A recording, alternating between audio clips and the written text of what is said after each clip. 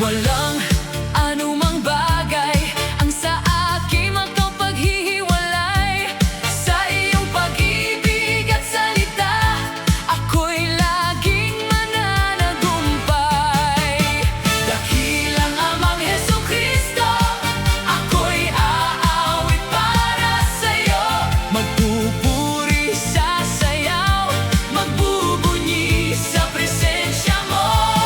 Sa pamamagitan ng iyong anak na hinirang, maghari ka magpakailanman.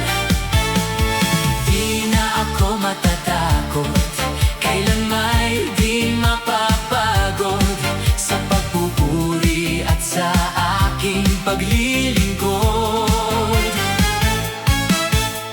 Walang